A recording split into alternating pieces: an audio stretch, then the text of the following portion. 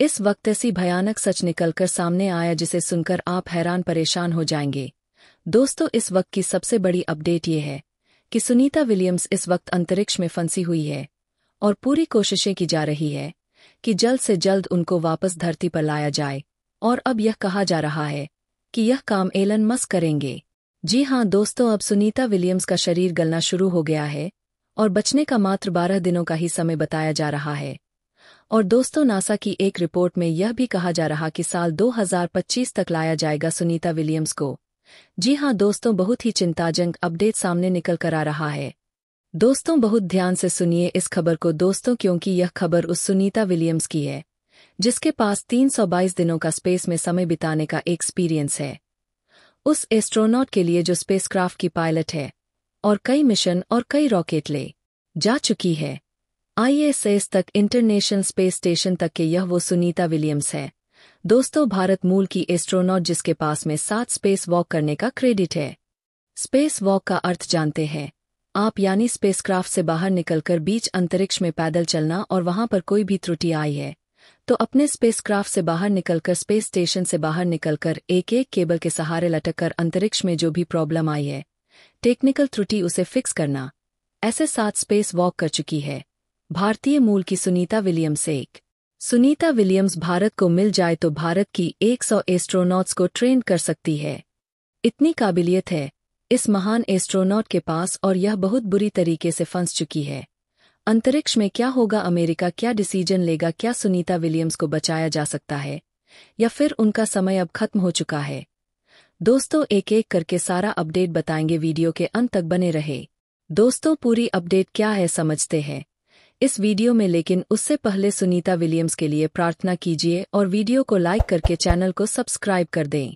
आप सच्चे देशभक्त हैं तो कमेंट्स में जय हिंद जय भारत जरूर लिखें।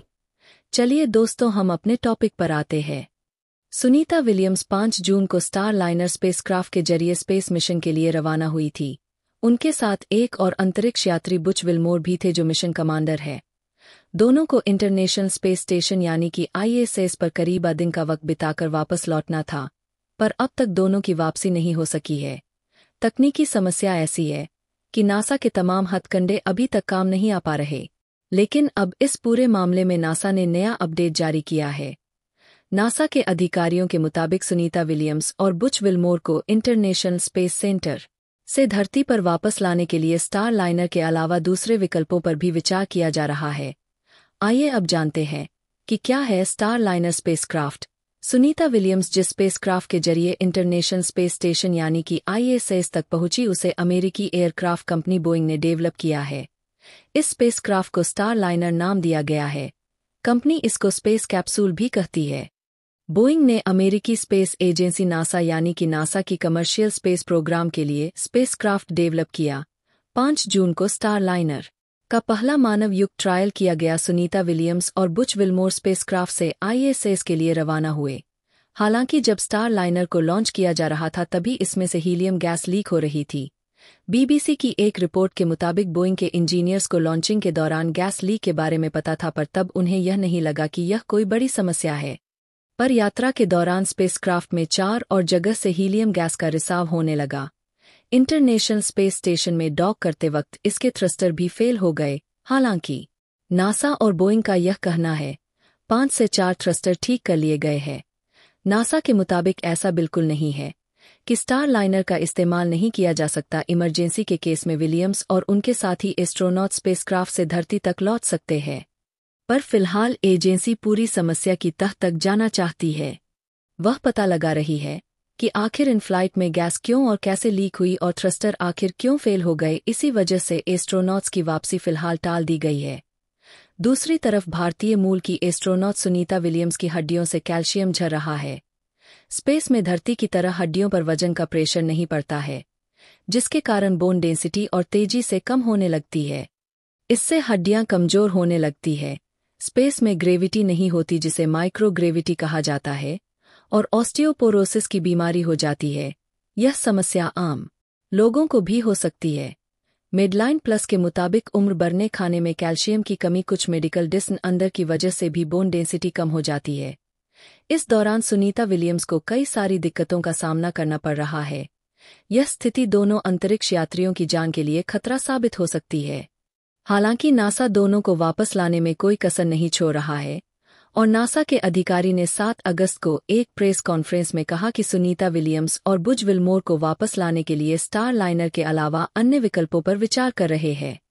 अधिकारी ने संकेत दिया कि दोनों को 2025 में स्पेस एक्स यान पर पृथ्वी पर वापस लाया जा सकता है, लेकिन अभी तक इसकी पुष्टि नहीं हुई है।